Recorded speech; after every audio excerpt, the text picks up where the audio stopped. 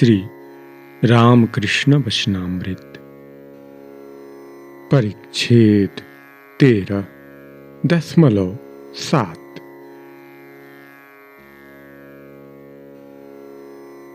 सन्नियम्य इंद्रिये ग्रामं सर्वत्र समबुद्धय ते प्राप्नुवन्ति मामेव सर्वभूत हिते रता।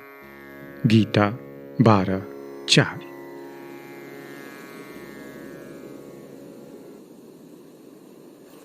भाटा शुरू हो गया। जहाज कलकत्ते की ओर द्रुत गति से बढ़ रहा है, इसलिए पुल पार कर कंपनी के बगीचे की ओर और थोड़ी दूर तक ले जाने के लिए कप्तान को आदेश दिया गया। जहाज कितनी दूर आ पहुंचा है, इसकी अधिकांश लोगों को सुध नहीं है।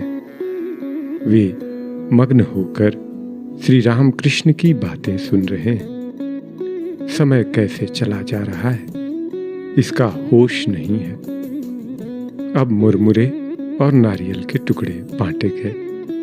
सबने थोड़ा थोड़ा लेकर खाना शुरू किया। आनंद की हाट लगी है।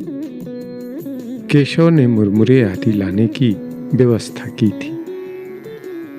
ऐसे समय श्री रामकृष्ण के ध्यान में आया कि विजय और केशव दोनों ही संकुचित होकर बैठे हुए हैं।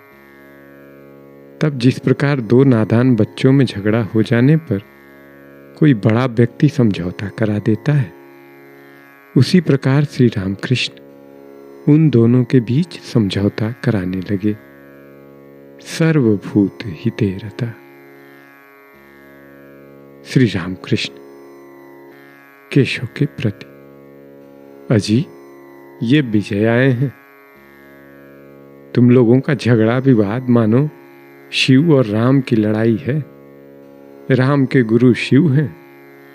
दोनों में युद्ध भी हुआ, फिर संधि भी हो गई। पर शिव के भूत प्रेत और राम के बंदर ऐसे थे कि उनका झगड़ना किचकिचाना रुकता ही न था। सब जोर से हंस पड़े। अपने ही लोग हैं, ऐसा होता ही है। लव कुश ने भी राम के साथ युद्ध किया था।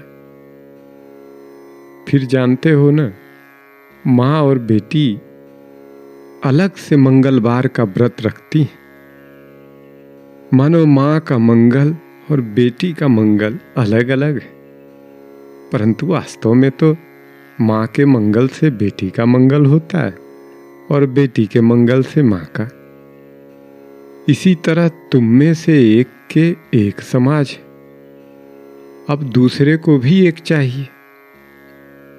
सब हंसते हैं, पर यह सब जरूरी है। तुम कहोगे कि जहां भगवान ने स्वयं लीला की, वहां जटिला कुटिला की क्या जरूरत थी? पर जटिला कुटिला के सिवा लीला पुष्ट नहीं हो पाती, बिना उनके रंग ही न चढ़ता। सब जोर से हंसते हैं। रामानुज विशिष्टाद्वैतवादी थे, उनके गुरु थे अद्वैतवादी। आखिर दोनों में अनबन होने लगी। गुरु शिष्य आपस में एक दूसरे के मत का खंडन करने लगे। ऐसा हुआ करता है, चाहे जो कुछ हो, फिर भी हैं तो अपने ही।